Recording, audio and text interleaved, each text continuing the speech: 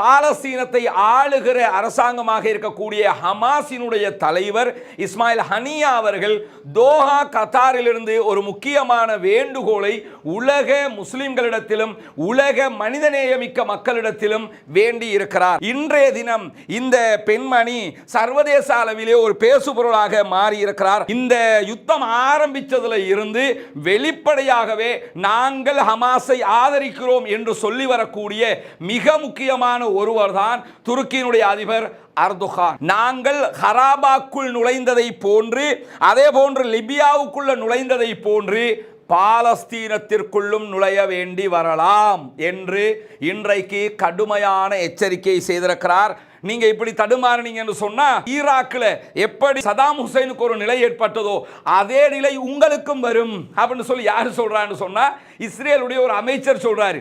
உண்மையில் துருக்கி அப்படி ஒரு வேலையை செய்யுமாக இருந்தால் கண்டிப்பாக மிக விரைவிலேயே இதற்கு தீர்வு வந்துவிடும்.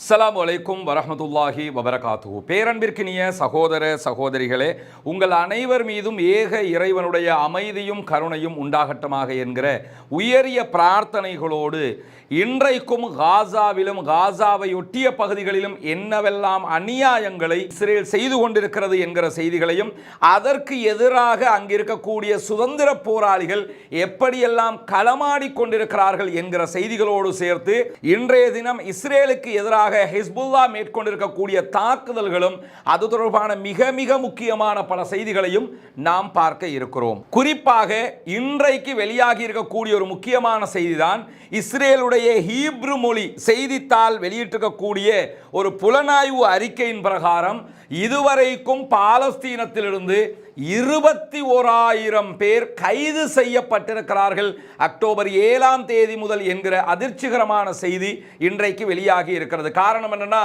கைதானவங்களுடைய எண்ணிக்கை இதுவரைக்கும் 11,000 அல்லது 12,000 என்று சொல்லப்பட்டு வந்த நிலையில தான் 21,000 அப்பாவிகள் கைதாகி இருக்கிறார்கள், சிறைகளில் வாடிக்கொண்டிருக்கிறார்கள் என்கிற செய்திகளை அவர்களுடைய ஊடகங்களே இன்றைக்கு ஒளிபரப்பு செய்திருக்கிறார்கள். இந்த மாதிரியான நேரத்தில் தான் நமக்கெல்லாம் தெரியும், பாலஸ்தீன பிரதேசத்தில் இதுவரைக்கும் 39,000க்கு மேற்பட்டவர்கள் கொல்லப்பட்டிருக்கிறார்கள், ஷஹீதாக்கப்பட்டிருக்கிறார்கள். 95,000க்கு மேற்பட்டவர்கள் பட்டுகாயமடைந்திருக்கிறார்கள், நிரந்தர ஊனமுற்றவர்களாக மாற்றப்பட்டிருக்கிறார்கள் என்கிற அவல நிலையில் இப்படி பாலஸ்தீன மக்களுக்கு எதிரான கொலைகளும் தண்டனைகள் என்கிற பெயரில் அநியாயங்களும் நடந்து வருகிற இந்த நேரத்தில் தான் பாலஸ்தீனத்தை ஆளுகிற அரசாங்கமாக இருக்கக்கூடிய ஹமாஸினுடைய தலைவர் இஸ்மாயில் ஹனியா அவர்கள் தோஹா கத்தாரிலிருந்து ஒரு முக்கியமான வேண்டுகோளை உலக முஸ்லிம்களிடத்திலும் உலக மனிதநேயமிக்க மக்களிடத்திலும் வேண்டி இருக்கிறார். அது என்ன முக்கியமான கோரிக்கை என்று சொன்னால், எதிர்வருகிற ஆகஸ்ட் 3ஆம் தேதி சனிக்கிழமையை சர்வதேச பாலஸ்தீன ஆதரவு தினமாக அறிவித்திருக்கிறார். அது மட்டுமல்லாமல் பாலஸ்தீன மக்கள் சிறைகளில் வாடிக்கொண்டிருக்கிறார்கள், அவர்களை மீட்டெடுக்க வேண்டிய கோரிக்கைகளையும் உலக மக்கள் முன்வைக்க வேண்டும் என்கிற விதமான ஒரு கோரிக்கையோடு ஆகஸ்ட் 3ஆம் தேதியை சர்வதேச பாலஸ்தீன மக்களுக்கான ஆதரவு தினமாக அறிவித்திருக்கிறது ஹமாஸ்.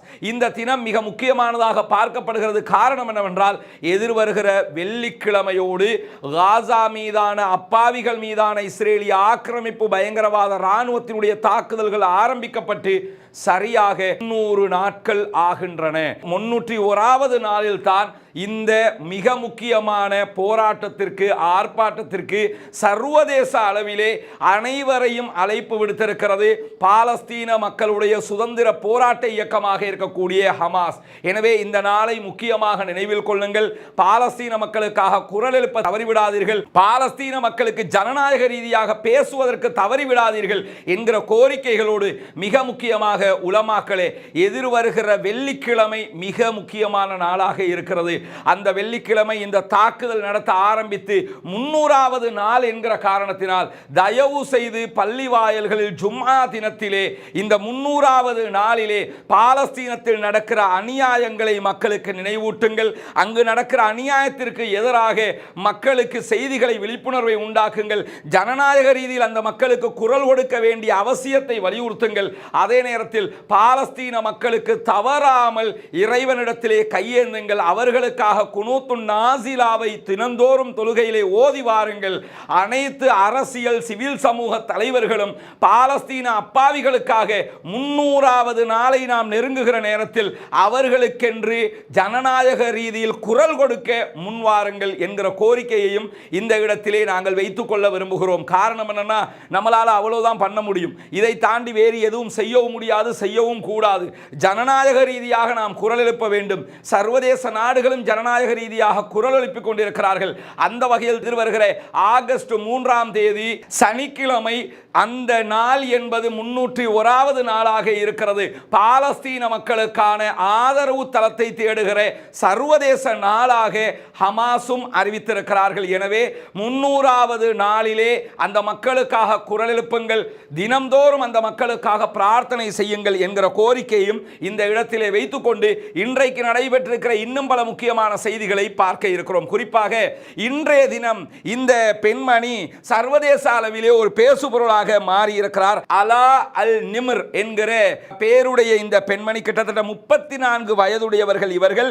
இவர்களுக்கு பிறந்த இந்த குழந்தையினுடைய அரிய புகைப்படம் இன்றைக்கு வெளியாகி இருக்கிறது. காரணம் என்னன்னு கேட்டா, இந்த குழந்தை தெருவிலே பிறந்த குழந்தை என்று அழைக்கப்படுகிறது. இஸ்ரேலிய ஆக்கிரமிப்பு பயங்கரவாத இராணுவத்தினுடைய தாக்குதல்களை தாங்க முடியாமல் ஓடிக்கொண்டிருக்கிற போது இந்த குழந்தை தெருவிலே தான் பிறந்தது. நிறை மாத கர்ப்பிணியான இந்த தாய்க்கு பிறந்த குழந்தை இவர்கள் என்பது இன்றைக்கு சர்வதேச அளவில் பேசுபொருளாக மாறி இருக்கிறது.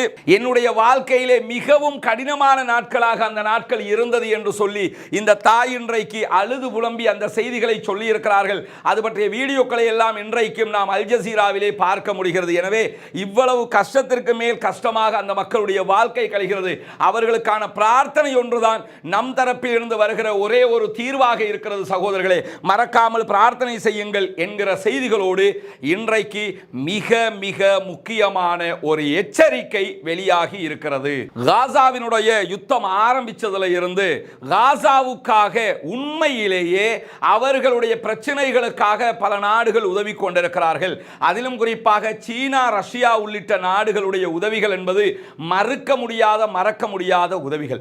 அதே போன்று அரபு நாடுகள் அவர்கள் உணவுகளை கொடுக்கிற விதத்தில் உதவி கொண்டிருக்கிறார்கள். வேறு எந்த உதவிகளும் அவர்கள் தரப்பால் இல்லை. அதே போன்று ஈரான் தன்னுடைய நேரடி பார்வையான உதவிகளை வழங்குகிற அதே நேரத்தில் சுற்றும் இருக்கக்கூடிய தன்னுடைய ஆதரவு நாடுகளை வைத்து ஆயுத ரீதியிலான தாக்குதல்களை மேற்கொள்கிறது. குறிப்பாக ஈரானுடைய ஆதரவு பெற்ற ஹூதிகள் இஸ்ரேல் மீது தாக்குதல் நடத்தி கொண்டு வருகிறார்கள். அதே போன்று ஹிஸ்புல்லாக்கள் தாக்குதல் நடத்தி கொண்டு வருகிறார்கள். ஈராக்கிலே இருக்கக்கூடிய குழுவினர் தாக்குதல் நடத்தி கொண்டு வருகிறார்கள். சிரியாவிலே இருக்கக்கூடிய கதாயிப் ஹிஸ்புல்லாவாக இருக்கலாம், அல்லது சிரியாவிலே இயங்கக்கூடிய கஸ்ஸாமாக இருக்கலாம், அவர்களும் தாக்குதல்களை நடத்தி வருகிறார்கள்.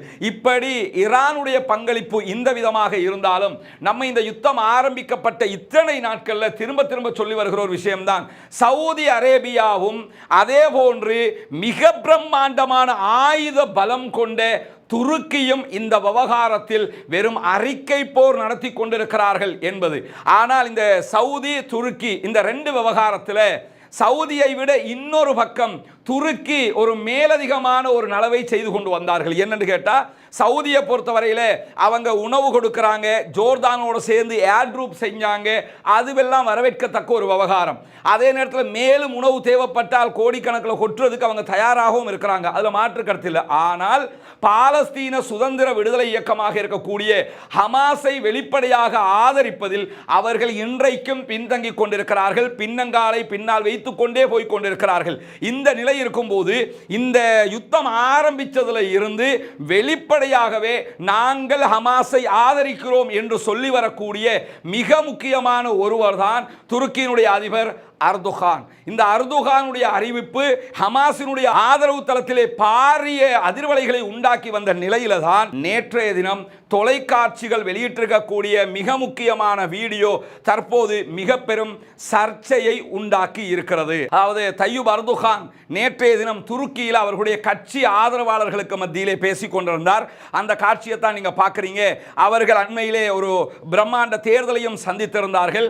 அதற்கு பிறகு கட்சியிலே ஆட்களோடு பேசிக் கொண்டிருக்கிற நேரத்தில் பாலஸ்தீன விவகாரம் ஒரு முக்கியமான பேசுபொருளாக நேற்றைய தினம் மாறி இருந்தது. அதிலே அவர் சொல்லி இருக்கக்கூடிய செய்தி செய்திகள் என்பது இன்றைக்கு ஒரு மன ஆறுதலை தருகிற செய்தி மட்டுமல்ல, சர்வதேச ரீதியாக இஸ்ரேலிய ஆதரவாளர்களையும் இஸ்ரேலை ஆதரிக்கக்கூடிய நேட்டோ நாடுகளையும் இஸ்ரேலுக்கு ஆதரவாக இருக்கக்கூடிய அமெரிக்கா உள்ளிட்ட நாடுகளையும் கூட சற்று யோசிக்க வைக்கும் என்பதில் மாற்று கருத்தில்லை. குறிப்பாக இந்த அறிவிப்பு வந்தது கூட தற்போது லெபனான் இஸ்ரேல் யுத்தத்திலே ஒரு மாற்றமான நிலைப்பாட்டை இஸ்ரேல் எடுப்பதற்கு காரணமாக அமைந்திருக்கலாம் என்று நாம் எண்ண தோன்றுகிறது. அப்படி என்ன சொன்னார் அர்துகான் என்பதை பொறுத்தவரையில், அர்துகான் தன்னுடைய கட்சி மக்களுக்கு மத்தியிலே பேசுகிற நேரத்தில் இஸ்ரேல் பாலஸ்தீன் தொடர்பான செய்திகளை மிக முக்கியமாக சொன்னது என்று சொன்னால், இஸ்ரேல் பாலஸ்தீன மக்கள் மீதான இந்த இன அழிப்பு தாக்குதல்களை நிறுத்துவதற்கு நாம் அத்தனை பேரும் வலுவாக வேண்டும், அத்தனை பேரும் ஒன்றிணைய வேண்டும் என்று பேசிய அர்துகான் அவர்கள், நாங்கள் ஹராபாக்குள் நுழைந்ததை போன்று, அதே போன்று லிபியாவுக்குள்ள நுழைந்ததை போன்று பாலஸ்தீனத்திற்குள்ளும் நுழைய வேண்டி வரலாம் என்று இன்றைக்கு கடுமையான எச்சரிக்கை செய்திருக்கிறார். அதாவது நாகோர்னோ கராபாக் இடையிலான பிராந்திய மோதல், அசர்பைஜானுக்கும் ஆர்மேனியாவுக்கும் இடையிலான பிராந்திய மோதல் நடைபெற்றுக் கொண்டிருக்கும் போது அதை நிறுத்துவதற்காக அன்றைய நாட்களில் அர்துகானுடைய துருக்கி என்ன பண்ணது என்று கேட்டால், அவர்களுடைய இராணுவத்தை உள்ளே அனுப்பித்தான் அந்த பிரச்சனைக்கு முடிவு கட்டியது. காரணம் என்னன்னா, துருக்கி நம்ம திரும்ப திரும்ப சொல்றதா, ஏன் வாயை மூடிக்கிட்டு இருக்கிறாங்கன்னு நானே பல விடுத்தம் பேசிக்கிட்டு இருந்தேன். காரணம் என்னன்னா, துருக்கியை பொறுத்தவரையில் நேட்டோவில் இருக்கிற மிக பிரம்மாண்டமான ஆயுத பலம் கொண்டவர்கள் அவர்கள்.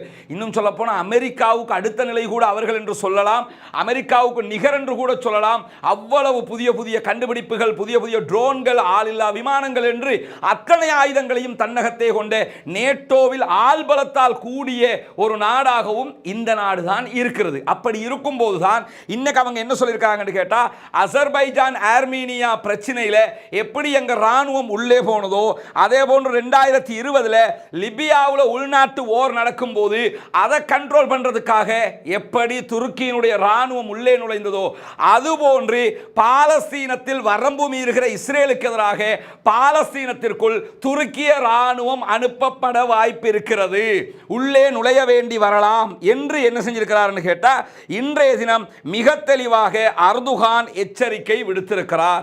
அது மட்டுமல்லாமல் இந்த அர்துகானுடைய எச்சரிக்கைக்கு பிறகு இஸ்ரேலில் இருக்கக்கூடிய பல பேருமே அந்த சொல்லுவாங்கல்ல, சாரப்பாம்புல மண்ணெண்ணையை ஊத்தி விட்ட மாதிரி குத்துது கொடையுதுன்னு துடிக்க ஆரம்பிச்சுட்டாங்க.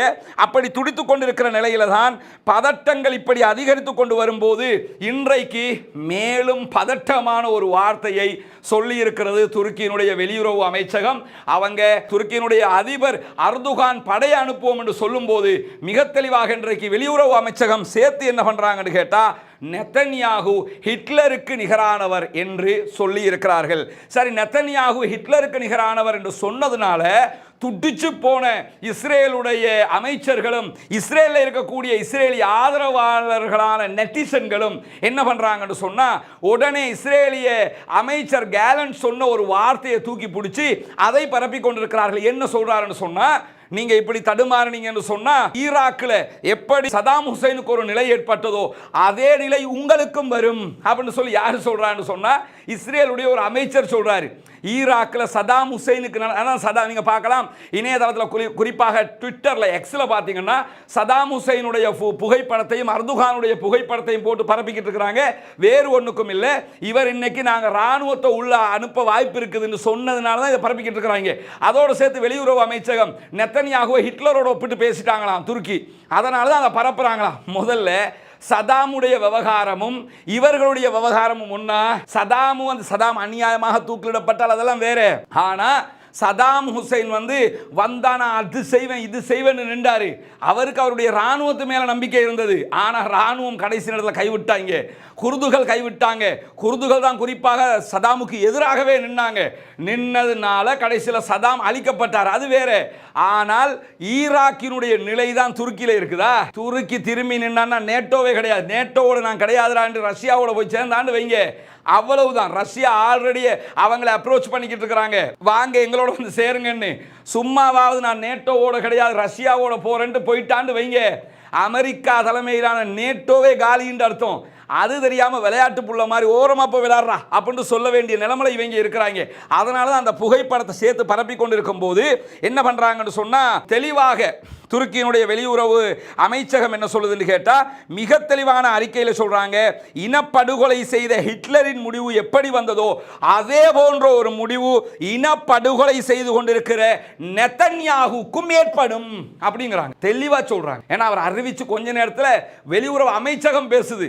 அது மட்டும் இல்லாமல் அடுத்ததாக என்ன சொல்றாங்கன்னு கேட்டா, இனப்படுகொலைக்கு நாஜிக்கள் எப்படி ஜெர்மன்ல நாஜி பட இனப்படுகொலை செஞ்சதுனால எப்படி பொறுப்பு கூற வேண்டி வந்ததோ அதுபோன்று இந்த படுகொலைகளுக்கும் இவர்கள் பொறுப்பு கூற வேண்டும் அப்படின்னு சொல்லிட்டு, மனிதநேயம் மிக்க மக்கள் பாலஸ்தீனத்தோடு நிற்கிற போது பாலஸ்தீனத்தை உங்களால் அழிச்சு முடிச்சிடலாம்னு மட்டும் நினைச்சுக்கிறாதிய, திரும்ப பழைய கூத்து போடலாம்னு நினைச்சுக்கிறாதிய என்று சொல்லி இன்றைக்கு அவர் எச்சரித்திருக்கிறார். இந்த மாதிரியான நேரத்தில் தான் இஸ்ரேலுடைய எதிர்க்கட்சி தலைவர் யாயிர் லேபிட்ங்கிறவர், அவர் தான் எதிர்க்கட்சி தலைவர், அவர் என்ன சொல்றாருன்னு கேட்டா, அர்துகானுடைய இந்த கருத்துக்களை நான் கண்டிக்கிறேன் என்று சொல்லிட்டு துருக்கி பாலஸ்தீனர்களுக்கு உதவுவதற்கு இஸ்ரேலுக்குள்ள நுழைய வாய்ப்பு இருக்கிறது என்று அந்த ஆளும் எச்சரிக்கை பண்றான். என்னன்னா இந்த கதை சொன்னதோட ஏண்டா ஆளுங்கட்சிக்கு சொல்றான், ஏண்டா போய் வாயை கொடுக்குறிய, நீங்களா போய் எதையாவது செஞ்சிடாதீடா, அவன் பாலஸ்தீனத்துக்குள்ள நுழையிறான்டா என்ன அர்த்தம்? ஆட்டோமேட்டிக்கா தானே பாலஸ்தீனத்துக்குள்ள நுழையிறான்னா நம்ம யாரோட சண்டை பிடிக்க வேண்டி வரும்? பாலஸ்தீனுடைய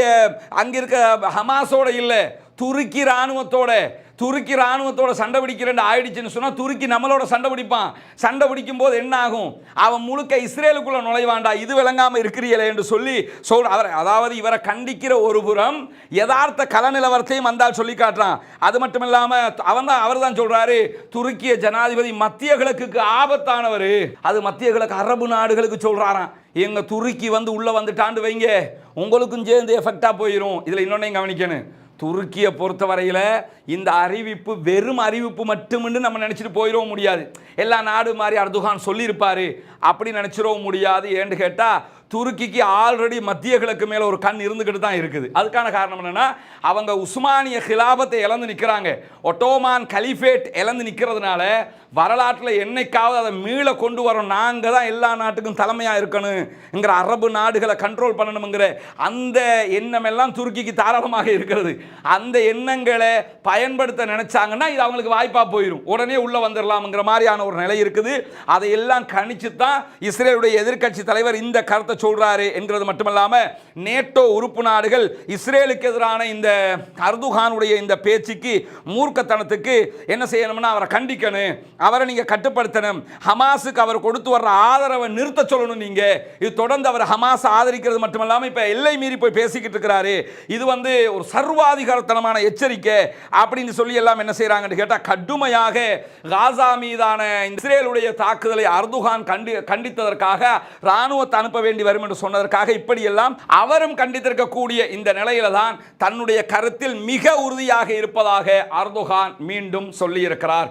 எது எப்படி போனாலும் உண்மையில் துருக்கி அப்படி ஒரு வேலையை செய்யுமாக இருந்தால் கண்டிப்பாக மிக விரைவிலேயே இதற்கு தீர்வு வந்துவிடும். சில நேரங்கள் அந்த எச்சரிக்கையை கொடுத்து கூட இதற்கு தீர்வை கொண்டு வருவதற்கு அர்துகான் முயற்சி பண்ணியிருக்கலாம். அவருடைய எண்ணங்களை அல்லாஹ் புரிந்து கொள்ள வேண்டும். உண்மையில் நல்ல எண்ணத்தில் சொல்லப்பட்ட வார்த்தைகளாக இருந்தால் கண்டிப்பாக அவருக்கு அல்லாஹ் அருள் புரிய வேண்டும் என்பதிலே மாற்று கருத்தில்லை. ஆனால் இராணுவத்தை உள்ள 2 உதாரணத்தை வேற சொல்லித்தான் சொல்றாரு. நாங்கள் ஏற்கனவே நுழையாமை இல்லை, ஆர்மேனியா அசர்பைஜான் விஷயத்தில் உள்ள நுழைஞ்சிருக்கிறோம், லிபியாவுக்குள்ள உள்ள நுழைஞ்சிருக்கிறோம். அப்படி இருக்கும்போது தேவைப்பட்டா இங்க நுழைவோம் என்று சொல்வது மிக பிரம்மாண்டமான எச்சரிக்கையாக தற்போது பார்க்கப்படுகிறது. இன்றைக்கு காசாவுக்குள் செய்து வருகிற அநியாயங்களில் இஸ்ரேல் செய்திருக்கக்கூடிய மிக முக்கியமான ஒரு அநியாயம் பதிவாகி இருக்கிறது. அந்த அநியாயத்தை பொறுத்தவரையில் இவர்கள் 100% அநியாயக்காரர்கள் என்பதற்கான ஒரு முக்கியமான ஆதாரம் இது. நமக்கெல்லாம் தெரியும், காசாவுக்குள் உண்பதற்கு உணவில்லை, குடிப்பதற்கு தண்ணீர் இல்லை, எடுப்பதற்கு மருந்துகள் இல்லை. அப்படி இருக்கும்போது ரஃபாவிலே இருந்த மிக பெரும் தண்ணீர் சுத்திகரிப்பு நிலையத்தை இன்றைக்கு குண்டு வைத்து தகர்த்திருக்கிறது இஸ்ரேலிய ஆக்கிரமிப்பு பயங்கரவாத ராணுவம். அவர்களே வெளியிட்டிருக்கக்கூடிய வீடியோ தான் இது. இதில் நீங்க பார்க்கலாம். இதில் இன்னொன்றை கவனிச்சுக்கிறங்க, பாலஸ்தீன காசாவில் இருக்கக்கூடிய ஹமாஸை பொறுத்தவரையில் அவர்களுடைய ஆட்சி எப்படியான ஆட்சிங்கிறத தெரிஞ்சுக்கிறங்க.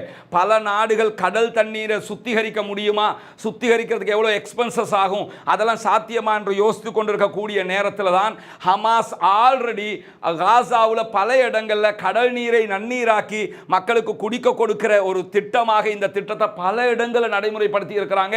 அதில் ஒன்றுதான் ரஃபாவிலே இருக்கக்கூடிய இந்த டேங்கி. அதை அழிக்கக்கூடிய காட்சியை தான் நீங்கள் பார்க்குறீங்க. இன்றைக்கு ரஃபாவிலே இருந்த அந்த நீர் சுத்திகரிப்பு நிலையம், மக்களுக்கான தண்ணீர் கொடுக்கக்கூடிய பகுதி வெடி வைத்து அழிக்கப்படுகிற காட்சிகள் தான் இங்கே பதிவாகி இருக்கிறது. அந்த மக்களுக்கான தண்ணீரை பெறுகிற அந்த வாயிலையும் அடைத்திருக்கிறது இஸ்ரேலிய அநியாயக்கார இராணுவம். குறிப்பாக இந்த தாக்குதலில் இஸ்ரேலுடைய 401வது படைப்பிரிவு தான் ஈடுபட்டிருக்கிறது என்கிற செய்திகள் இன்றைக்கு வெளியாகி இருக்கிறது. இப்படி இருக்கும்போதுதான் கடந்த 24 மணி நேரத்தில் காசாவுக்குள் 35 இலக்குகள் மீது தாக்குதல் நடத்தி இருக்கிறோம் என்கிறது இஸ்ரேலிய ஆக்கிரமிப்பு பயங்கரவாத இராணுவம். இன்றைக்கும் கான் யூனிஸ் பகுதிகளில் இருந்து லட்சக்கணக்கான மக்கள் மீண்டும் 14வது தடவையாக வெளியேறி கொண்டிருக்கிறார்கள், அகதிகளாகி கொண்டிருக்கிறார்கள். கடந்த 24 மணி நேரத்துக்குள்ளாக காசா பகுதிகளிலே 6 இஸ்ரேலிய ஆக்கிரமிப்பு பயங்கரவாத இராணுவத்தை கஸ்ஸாம் பிரிகேட் கொண்டிருக்கிறது என்கிற செய்திகள் இன்றைக்கு வெளியாகி இருக்கிறது. இதில் நீங்க பார்க்கலாம், இருக்கக்கூடிய இஸ்ரேலிய படைகளுக்கு எதிராக பாரிய ஏவுகணை தாக்குதல்களை அவர்கள் நடத்துவதற்கான ஏற்பாடுகளை செய்து கொண்டிருக்கக்கூடிய காட்சிகள் தான் இதில் பதிவாகி இருக்கிறது.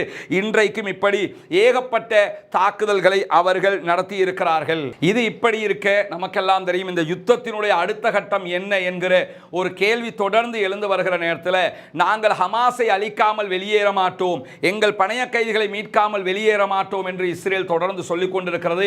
ஆனால் இஸ்ரேலுடைய இராணுவத்தின் ஊடக பேச்சாளர் தெளிவாக ஹகாரி எங்களால் ஹமாஸை அழிக்க முடியாதுங்கிறது ஏற்கனவே சொல்லியிருந்த நேரத்தில் தான் இன்றைய தினம் குறிப்பாக பாலஸ்தீன எதிர்ப்பு இயக்கமாக இருக்கக்கூடிய ஹமாஸை அழிக்கிற என்கிற இஸ்ரேலுடைய குறிக்கோளுங்கிறது யதார்த்தமற்றது, அது நடக்கிற காரியம் கிடையாது என்று சொல்லி ரஷ்யாவினுடைய வெளியுறவு அமைச்சர் சர்ஜி லாரோ இன்றைக்கு மிக முக்கியமான ஒரு கருத்தாக வெளியிட்டிருக்கிறார். அவர் மலேசியாவுக்கு சென்று திரும்புகிற வழியிலே கொடுத்த பேட்டியில் அவர் என்ன சொல்றாருன்னா, ஹமாஸுக்கு உலக அளவில் முஸ்லிம்களுடைய ஆதரவு இருக்கிறது, பல பேருடைய ஆதரவு இருக்கிறது, அதை அழிப்பது அசாத்தியமானது. அது மட்டுமல்லாமல் ஹமாஸ் முற்றுமுழுதாக அழிக்கப்படுகிற வரைக்கும் போரை முடிக்க மாட்டோம் என்று சொல்லி பிரதம மந்திரி பெஞ்சமின் நெத்தன்யாகு சொல்லி வர்றாரு. என்னுடைய கருத்து மட்டுமல்ல, என்னுடைய பல கூட்டாளிகளுடைய பல நாடுகளுடைய கருத்துக்களும் என்னென்று சொன்னால் இது யதார்த்தத்துக்கு முரணானது. ஹமாஸை நீங்கள் இல்லாமல் ஆக்க இயலாது, அவர்களுக்கு அனைவருடைய பக்கபலமான உறுதுணை இருக்கிறது. ஹமாஸ் தொடர்ந்து முஸ்லீம் உலகம் உட்பட அனைவருடைய போதுமான உதவிகளை பெற்றிருக்கிறது, தேவையான திறன்கள் அவர்களுக்கு இருக்கிறது என்கிறார் ரஷ்யாவினுடைய வெளியுறவு மந்திரி. ஏன்னா அவங்க சைனாவோடு சேர்ந்து முழுவதுமாக ஹமாஸோடு நிற்கிறாங்கன்றது நமக்கு தெரியும். மட்டுமில்லாமல் அவர் இன்னொரு விஷயத்தை சுட்டி காட்டுறாரு. இதை நான் மட்டும் சொல்லலை, சேனல் 13 என்கிற இஸ்ரேலுடைய சேனலில் வெளிவந்த செய்தி அவர் சுட்டி காட்டுறாரு. இஸ்ரேல் இராணுவத்தினுடைய ஊடக பேச்சாளர் ஹகாரியே காசாவினுடைய டேனியல் ஹகாரி காசாவின் தலைமையாக இருக்கக்கூடிய ஹமாஸை அழிப்பது அசாத்தியமானது என்று சொல்லியிருக்கிறாரு. ஹமாஸை அழிக்கிற பிசினஸ், ஹமாஸை அழிக்கிறதுன்னு நினைக்கிறத பொறுத்தவரையில் இது பொதுமக்கள் கண்ணில் மண்ணை தூவுகிற விஷயம். அதே மாதிரி ஹமாஸுங்கிறது ஒரு சிந்தனை தாக்கம், அதை அழிக்க முடியாது என்று ஏற்கனவே இஸ்ரேலுடைய ஊடக பேச்சாளரே சொல்லிட்டாரு. எனவே ஹமாஸை அழிப்போம் ஹமாஸ் அழிப்போம் நெத்தன்யாகு சொல்றது நடக்கிற காரியம் அல்ல என்கிற விவகாரத்தையும் புரிந்து கொள்ளுங்கள் என்று திட்ட தெளிவாக சொல்லியிருக்கிறார் ரஷ்யாவினுடைய வெளியுறவு அமைச்சர். இந்த மாதிரியான செய்திகள் எல்லாம் இன்றைக்கு வெளிவந்திருக்கும் போது மீண்டும் ஹமாஸினுடைய பங்கர்கள் பேசுபொருளாக மாறியிருக்கிறது. நமக்கு தெரியும், ஹமாஸினுடைய பங்கர்கள் தான் இந்த யுத்தத்தினுடைய மிகப்பெரிய டேர்னிங் பாயிண்டாக சொல்லப்படுகிறது. அப்படி இருக்கும்போது ஹமாஸால் உருவாக்கப்பட்டிருக்கக்கூடிய கண்ணுக்கு தெரியாத இந்த பங்கர்கள் சிலந்தி வலைக்கு ஒப்பானது என்கிறது இஸ்ரேலுடைய இராணுவ பிரிவு. ஏன்னா இன்றைக்கு 10 மாதங்கள் ஆகிவிட்டது. 10 மாதங்களால அவங்களுக்கு இந்த பங்கர்களை அழிக்க முடியாத நிலை இருக்கிறதுனால காசா பகுதியில் இருக்கக்கூடிய பாலஸ்தீன இயக்கமான ஹமாஸை பொறுத்தவரையில் அவர்கள் நிலத்துக்கு கீழால் உருவாக்கி இருக்கக்கூடிய இந்த பங்கர்கள் சிலந்தி வலையை போன்று இருக்கிறது. இவற்றை புரிந்து கொள்ளவே முடியவில்லை என்று அவர்கள் இன்றைக்கு ஒப்புக்கொண்டிருக்கிறார்கள். குறிப்பாக இஸ்ரேலிய சேனல் 12 இன்றைக்கு இஸ்ரேலிய அதிகாரிகளை மேற்கோள் காட்டி வெளியிட்டிருக்கக்கூடிய செய்தியில் என்ன சொல்றாங்கன்னு சொன்னா, இந்த சுரங்கப்பாதைகள் இஸ்ரேலிய ராணுவத்துக்கு எதிராக ஒரு ஒழுங்கமைக்கப்பட்ட தற்காப்பு போரை நடத்துவதற்கு ஹமாஸுக்கு உதவுகிறது. நீங்க இங்க பார்க்கலாம், இந்த சுரங்கப்பாதைகளை அதாவது பங்கர் பஸ்டர் பாம் என்று சொல்லி பங்கர்களை அழிக்கிறதுக்கு அமெரிக்காவால் தயாரிக்கப்பட்ட பாமை எல்லாம் போட்டு பார்க்குறாங்க. அதனால கூட அழிக்க முடியல. காரணம் என்னன்னா, கிட்டத்தட்ட 300 அடி ஆழம் வரைக்கும் 3 தட்டுகள் இருக்கக்கூடிய அளவுக்கெல்லாம் இது உருவாக்கப்பட்டிருப்பதாக சொல்லப்படுகிறது. இன்னும் சொல்ல போனால் 360 கிலோமீட்டர்கள் நீளத்திற்கு சில பகுதிகள் இருக்கிறது என்று சொல்லப்படுகிறது. நீங்க பார்க்கலாம், எங்க தோண்டினாலும் பங்கர்கள் ஒழுங்கமைக்கப்பட்ட பங்கர்களாக இருக்கும். இதெல்லாம் 2005 எடுக்கப்பட்ட காட்சிகள், இப்ப எடுக்கப்பட்டது எடுத்ததில்லை. 2005 எடுக்கப்பட்ட காட்சிகள், ராய்ட்டர் வெளியிட்ட வீடியோவை தான் நீங்கள் பார்க்குறீங்க. எந்த அளவுக்குன்னா எகிப்து வரைக்கும் இந்த பங்கர்கள் இருப்பதாக சொல்லப்படுகிறது. பல பங்கர்கள் இஸ்ரேலுக்குள்ளே இருக்கிறதாக சொல்லப்படுகிறது. இப்படி பலவிதமான பங்கர்களையும் அவர்கள் உருவாக்கி வைத்திருக்கிறார்கள். சிலந்தி வலை மாதிரி இருக்குது, இதை எப்படி ஒழிக்கிறதுன்னு நாங்கள் யோசிச்சுக்கிட்டு இருக்கிறோம் என்று சொல்லி இன்றைக்கும் இஸ்ரேலிய ஆக்கிரமிப்பு பயங்கரவாத இராணுவம் தன்னால் இது முடியவில்லை என்பதை சொல்லியிருப்பது மட்டுமல்லாமல், இந்த பங்கர்களுடைய சுரங்கப்பாதையில் ஒரு பகுதியை நாங்கள் அழிச்சோம்னா இன்னொரு பகுதி அவங்க உருவாக்கிடுறாங்க. எப்படி உருவாக்குறாங்க, எங்க போய் சேர்றாங்கிறதை எங்களுக்கு கண்டுபிடிக்க முடியல என்று சொல்லிட்டு என்ன சொல்றாங்கன்னா, இந்த டனல் நெட்வொர்க்கை மொத்தமாக நாங்கள் இதுவரைக்கும் புரிந்து கொள்ளவே இல்லை, இது எப்படி இருக்குதுங்கிறத எங்களுக்கு மொத்தமாக புரிந்து கொள்ளவே முடியல என்று சொல்லி இஸ்ரேல் ராணுவம் சொல்வது மட்டுமல்லாமல், ஹமாஸினுடைய சுரங்கப்பாதைகளை திறம்பட அவர்கள் பயன்படுத்தி எங்கள் மீது தாக்குதல் நடத்துகிறார்கள். காசாவில் தற்காப்பு நோக்கங்களுக்காக உருவாக்கப்பட்டிருக்கக்கூடிய இந்த டனல்களில் ஓரளவுக்கு கூட நாங்கள் அவங்களை அடையாளம் காண முடியலைங்கிறத தாண்டி இன்னொரு செய்தியையும் அவர்கள் வெளியிட்டிருக்கிறார்கள். இந்த டனல்ஸுகளை அழிக்கிறதுக்காக உள்ள தண்ணி பம்ப் என்ற ஒரு திட்டம், அந்த திட்டத்துக்கு பேர் என்னன்னா அட்லாண்டிஸ் திட்டம் என்று சொல்றது, அட்லாண்டிஸ் ப்ராஜெக்ட் என்று சொல்லி கொண்டு வந்தாங்க. அந்த திட்டம்ங்கிறது கடல் நீரை உள்ள அனுப்புறதுக்குரிய திட்டம். அந்த திட்டமும் செயலிலிருந்து தோல்வி அடைந்த திட்டம் என்பதையும் சொல்வது மட்டுமல்லாமல், இந்த விலை உயர்ந்த திட்டத்தினால என்ன பலன் நடந்தது என்பதை எந்த ஒரு இஸ்ரேலிய அதிகாரிகளாலையும் சொல்ல முடியல. எனவே பலஸ்தீனில் இருக்கக்கூடிய பங்கர்களை அழிச்சா மட்டும்தான் ஹமாஸ் அழிக்க முடியும். எனவே பங்கர் அழிக்கிறதுங்கிறது முடியலைங்க அப்படிங்கிறாங்க. எப்ப சொல்றாங்கன்னு கேட்டா 2024 சொல்லிக்கிட்டு இருக்கிறாங்க. இவ்வளவு விஞ்ஞானம் வளர்ந்த காலம், இவ்வளவு டெக்னாலஜி வளர்ந்த காலம், இஸ்ரேல் ராணுவம்னா சும்மாவா, இஸ்ரேல் ராணுவத்துக்கு தெரியாததா, மேல பறந்தாலும் தெரியும், கீழே போனாலும் தெரியும், கடலுக்குள்ள இருந்தாலும் தெரியும், தலைமுடி தான் தெரியும். ஏதாவது தெரிஞ்சிருந்தா இப்படி சொல்லுவான அவன். இந்த பங்கர்களை அழிக்கிறத நினைச்சும் பார்க்க முடியாது என்கிற அறிக்கை இன்றைக்கு ஹேரட்ஸ் அவர்களுடைய பத்திரிகைகளே இன்றைக்கு இதை சொல்லிக் கொண்டிருக்கிறது. அவர்களுடைய ராணுவத்தை சேர்ந்தவர்களே புலம்புகிறார்கள் என்பதை அவர்கள் சொல்லுகிற காட்சி. நீங்கள் இந்த பங்கர்லாம் பாருங்க, சாதாரணமாக கட்டமைக்கப்பட்டிருக்கான்னு பாருங்க. 2005 இது, இப்போ 2024 எப்படி இருக்குங்கிறத நம்ம வேற மாதிரி யோசிக்கணும். அப்படி இருக்கும்போது இந்த டனல்களை பாருங்க, இந்த இடத்த பாருங்க, எவ்வளவு பெரிய ஒரு குழியை தோண்டி பார்க்குறோம், அதுக்குள்ள அவர்களுடைய ஒரு வாசல் இருக்கிறது. சாதாரணமான வழிகள் இல்லை, தண்ணி உள்ள போகாம. இங்க பாருங்க எவ்வளவு பெரிய ஆழத்தில் இது அமைக்கப்பட்டிருக்கு. இவ்வளவு பெரிய குழியை தோண்டி முடிய இங்க ஒரு வாசல், அதுவும் எப்படி அரசனுடைய வாசல் மாதிரி செஞ்சு வச்சிருக்கிறாங்க. அவ்வளவு உள்ள எல்லாமே பக்காவாக பிளான் பண்ணப்பட்ட ஒரு பகுதியாக இருக்கிறது. வெஹிக்கிள்ஸ் ஹம்மர் ஜீப் போகிற அளவுக்கு பிரம்மாண்டமான இடமாக இருக்கிறது. இவ்வளவு படுபயங்கரமாக செய்யப்பட்ட இடம் என்பதை தாண்டி இஸ்ரேலுக்கு ஏன் வடகொரியாவோட ஒரு கோபம் இருக்குன்னு தெரியுமா? இஸ்ரேலுக்கு ஈரானோட மட்டும் கோபம் இல்லை, வடகொரியா அந்த கிங் உன் ஜுங்குன்னு நினைக்கிறேன், வடகொரிய ஜனாதிபதி, அவங்களோட ஏன் கோபம் இருக்குன்னா, இந்த நவீனமான பங்கர்களை அமைப்பதற்கு அவர்கள் மிக பக்கபலமாக இருந்திருக்கிறார்கள். அவர்களுடைய டெக்னாலஜி பயன்படுத்தப்பட்டிருக்கிறது என்பதுதான் இதில் விசேஷமானது. இங்க பாருங்க, இங்க தான் பூமி மட்டம், எங்க அந்த பங்கர் இருக்குன்னு விளங்குதா, இதை விட ஆழத்திலையும் இருக்குதுங்கிறாங்க. இது சாதாரணமா உள்ளது. அவ்வளவு பெரிய பங்கர்களை எங்களால அழிக்க முடியாது, இதுக்குள்ள எல்லாம் தண்ணி அனுப்பி என்னத்தை பண்ணு சொல்லி அவர்களுடைய அதிகாரிகளே இன்றைக்கு கேட்கிற நிலைமை மாறி இருக்கக்கூடிய நேரத்தில் இன்றைக்கு என்ன நடக்கிறது ஹிஸ்புல்லாக்கள் தரப்பிலிருந்து என்கிற கேள்விகள் மிக முக்கியமானது. குறிப்பாக ஹிஸ்புல்லாக்களோடு முழுமையான ஒரு யுத்தத்தை நாங்கள் நடத்தாமல் அவ்வப்போது தாக்குதல் நடத்த நினைக்கிறோம் என்று சொல்லி இன்றைக்கு இஸ்ரேலிய அதிகாரிகள் சொல்லியிருக்கிறார்கள். இன்றைக்கு ஹிஸ்புல்லாக்களுடைய சில பகுதிகள் மீது அவ்வப்போது தாக்குதல்கள் நடத்தப்பட்டிருக்கிற அதே நேரத்தில் லெபனானுடைய மிக முக்கியமான நகரங்கள் மீதும் இஸ்ரேல் சில தாக்குதல்களை நடத்தித்தான் இருக்கிறது. அதே நேரத்தில் ஒன்றை கவனிச்சுக்கிறங்க, நிறைய பேர் ஒரு வீடியோ அனுப்புறீங்கல்ல, அந்த வீடியோவுக்குரிய அந்த யூடியூப் சேனலை பொறுத்தவரை முதல்ல நீங்க போய் அதில் கமெண்ட் அடிக்கிறத நிறுத்துங்க. நீங்க அவனுக்கு திட்டுதான் நினைச்சுக்கிட்டு கமெண்ட் அடிக்கிறீங்க. சோசியல் மீடியாவினுடைய சிஸ்டத்தை நீங்க புரிஞ்சுக்கணும். நீங்க எவ்வளவு தூரம் அவனுக்கு கமெண்ட் அடிக்கிறீங்களோ அவ்வளவு தூரம் அந்த வீடியோ ரீச் ஆகும். நீங்களே அவரை ஃபேமஸ் ஆக்கி உரியலை தவிர வேறு எந்த நலவும் நீங்க செய்யறதாக அதில் பார்க்க முடியாது. ரெண்டாவது என்னன்னா, இந்த ஹிஸ்புல்லாக்கள் அவர் போட்டிருக்கார், ஹிஸ்புல்லா காலி, ஹிஸ்புல்லா முடிஞ்சு, இதுவரைக்கும் ஹிஸ்புல்லாக்கு எதிராக ஒன்றும் செய்ய முடியல அவனால. ஹிஸ்புல்லாவை அழிச்சிட்டோம் பிடிச்சிட்டோம்னு அவர் அந்த யூடியூப் சேனலில் பேசிக்கிட்டு இருக்கிறாரு. எந்த அளவுக்கு பேசுறாருன்னு அவர் வீடியோ பார்த்தா இப்போ ஹிஸ்புல்லாவே கிடையாதுங்கிற அளவுக்கு பேசுறாரு. முதலாம் பொய் சொல்றான்னு தெரியுது இல்ல, அவன் வீடியோவை ஏன் பார்த்துக்கிட்டு இருக்கிறீங்க? முதல்ல அன்சப்ஸ்கிரைப் பண்ணுங்க, பண்ணிட்டு அந்த ஆளுக்கு கமெண்ட் அடிக்கிறத நிறுத்துங்க. அதுக்கப்புறம் அவருக்கு பதில் சொல்றதை பத்தி யோசிப்போம். மொத்தமாக பொய் சொல்றாருங்கிறதுக்கு இன்னைக்கு வந்திருக்கிற செய்திகளே போதுமானது. குறிப்பாக இன்றைக்கு இஸ்ரேலிய ராணுவத்தின் மீது, குறிப்பாக அல் பாக்தாதி பகுதிகளில் அங்கே இருக்கக்கூடிய இஸ்ரேலுடைய ராணுவ தளத்தின் மீது டசன் கணக்கான கத்யூக்ஷா வகை ஏவுகணை தாக்குதல்களை இஸ்ரேல் மீது இன்றைக்கும் ஹிஸ்புல்லா நடத்தி கொண்டிருக்கிறது. அது மட்டுமல்லாமல் ஷக்ரா நகரத்தின் மீது இன்றைக்கும் பதிலடியாக ஷக்ரா நகரத்தின் மீது நடத்தப்பட்ட தாக்குதல்களுக்கு பதிலடியாக பாரிய அளவிலான ஏவுகணை தாக்குதல்களை ஹிஸ்புல்லாக்கள் இஸ்ரேல் மீது நடத்தி இருப்பது மட்டுமல்லாமல் இன்றைக்கு ஹிஸ்புல்லா தொடர்பாக இஸ்ரேலுடைய மிக முக்கியமான அமைப்பாக இருக்கக்கூடிய அஸ்காட் சிஸ்டம்ஸினுடைய சிஇஓ மிக துல்லியமான ஒரு செய்தியை சொல்லியிருக்கிறாரு. அதாவது இஸ்ரேலுடைய மேரியூ செய்தித்தாளை இந்த செய்தியை வெளியிட்டிருக்கிறாங்க. அதில் அவர் என்ன சொல்றாருன்னு சொன்னா, ஒரு மின்காந்த ஆயுதத்தை பற்றி அவர் சொல்றாரு என்று சொல்லப்படுகிறது. எலக்ட்ரோ மேக்னெட்டிக் வெப்பன் என்று சொல்றாங்க. இந்த எலக்ட்ரோ மேக்னெட்டிக் வெப்பன் என்ன வகையான வெப்பன் எனக்கு தெரியல. ஆனா அப்படியான ஒரு வெப்பனை ஹிஸ்புல்லா பயன்படுத்துறதாகவும் இதுக்கு மின்காந்த அலையை கொண்டு செய்யக்கூடிய ஒரு ஆயுதம் மாதிரி விளங்குது. இப்படியான ஒரு ஆயுதத்தை ஹிஸ்புல்லாக்கள் பயன்படுத்துவதாகவும் இந்த ஆயுதம் இஸ்ரேல்ல கூட கிடையாது என்று சொல்லியும் சொல்லுகிற இஸ்ரேலுடைய அதிகாரி என்ன சொல்றாருன்னா, இந்த மாதிரியான ஆயுதத்தை இதுக்கு முன்னாடி நாங்க இனிமே பயன்படுத்த மாட்டோம் 2016 நடந்த யுத்தத்திலே அவங்க சொல்லிட்டாங்க. ஆனா திருப்பி பயன்படுத்த ஆரம்பிச்சிருக்கிறாங்க. இது மேற்கு ஆசியாவில் இருக்கக்கூடிய ஆயுதம். மேற்கு ஆசியா என்னையா, ஈரானை தான் சொல்றாங்களாம்.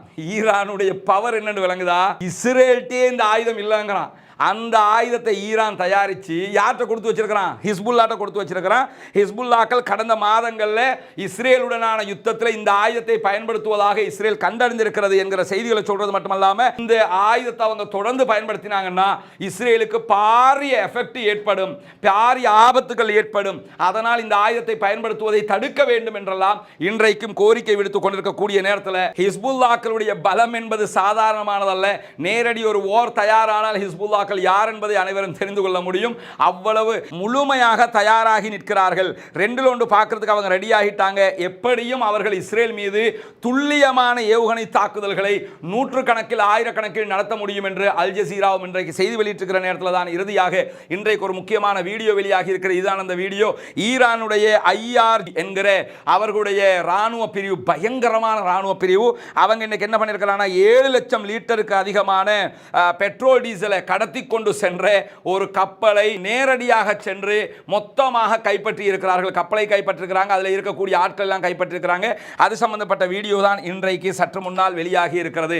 இது அந்த பெரிய கப்பல். இன்றைக்கு இந்த கப்பலை துல்லியமாக கைப்பற்றி இருக்கிறது ஈரான் என்கிற செய்திகளும் வெளியாகி இருக்கிறது. எனவே ஈரானுடைய பலம் என்ன, இஸ்ரேலுடைய பலவீனம் என்ன, அதே போன்று ஹிஸ்புல்லாக்களுடைய பலம் என்ன, இஸ்ரேலுடைய பலம் என்ன என்கிற செய்திகள் எல்லாம் அனைவருக்கும் தெரிந்திருக்கக்கூடிய நேரத்தில் இப்ப எப்படியாவது இந்த இஸ்ரேலை எப்படி நம்ம காப்பாத்திக்கிறது, இஸ்ரேலுக்கு எப்படி ஒரு கெத்த கொண்டு கொடுக்கிறதுங்கிறதுக்காக சில இது மாதிரி அல்ல கைகள் என்ன பண்றாங்கன்னா யூடியூப்ல வந்து உட்கார்ந்து எப்படியாவது வீடியோ போட்டுக்கொள்ளலாம்னு பார்க்குறாங்க.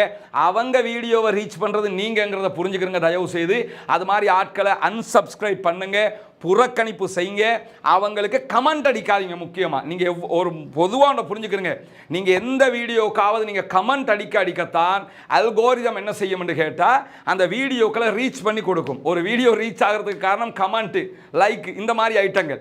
அதனால் அந்த ஆளுக்கு லைக் போடுறது, கமெண்ட் போடுறது, இதை முதல்ல நிறுத்துங்க. ஆட்டோமேட்டிக்காக அவர் காணாமல் போயிடுவார்.